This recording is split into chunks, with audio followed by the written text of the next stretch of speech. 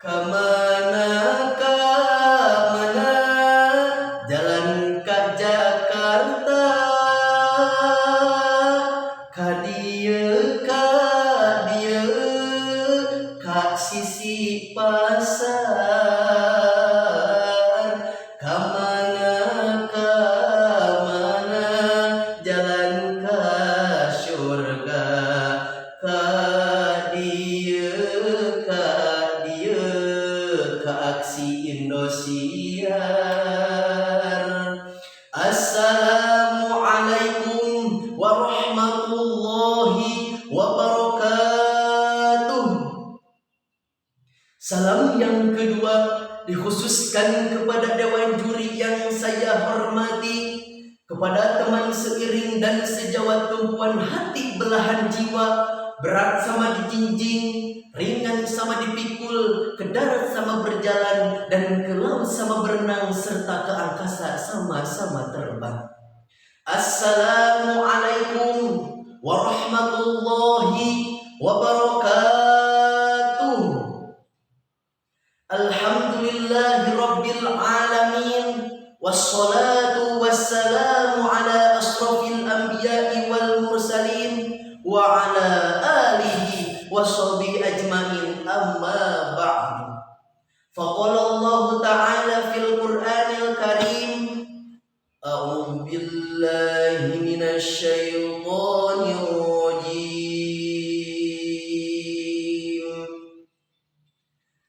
Bismillahirrahmanirrahim.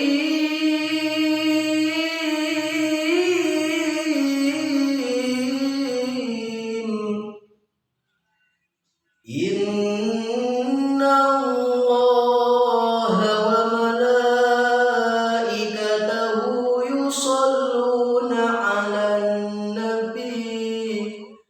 Ya ayyuhalladzina amanu shallu 'alaihi wa sallimu taslima. Al-ayat. Shadaqallahul azim. Hadirin wal hadirat rahimakumullah.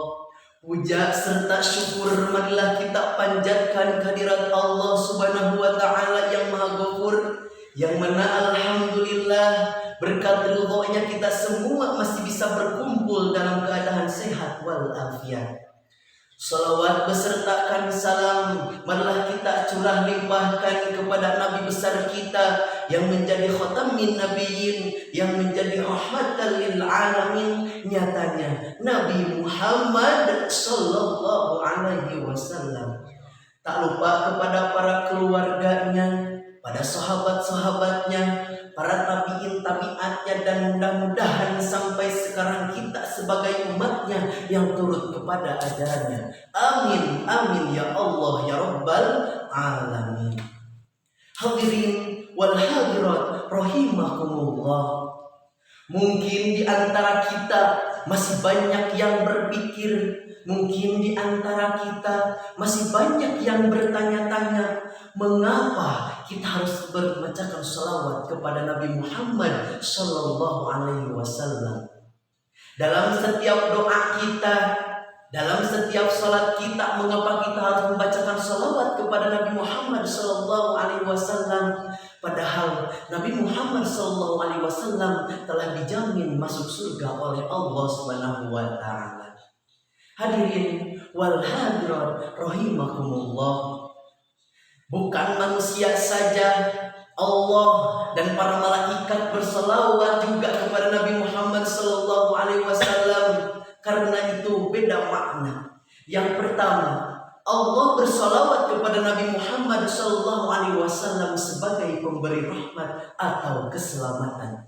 Dan yang selanjutnya, yang kedua, para malaikat bersalawat kepada Nabi Muhammad sallallahu alaihi wasallam, yaitu sebagai memintakan maghfirah atau ampunan. Dan yang ketiga, kita sebagai manusia, kita sebagai umat muslim, yaitu bersalawat kepada Nabi Muhammad sallallahu alaihi wasallam sebagai memintakan doa supaya kita mendapatkan syafaat di yaumil akhir. Hadirin wal hadirat rahimakumullah, setidaknya ada 5 alasan mengapa kita harus membacakan sholawat kepada Nabi Muhammad SAW.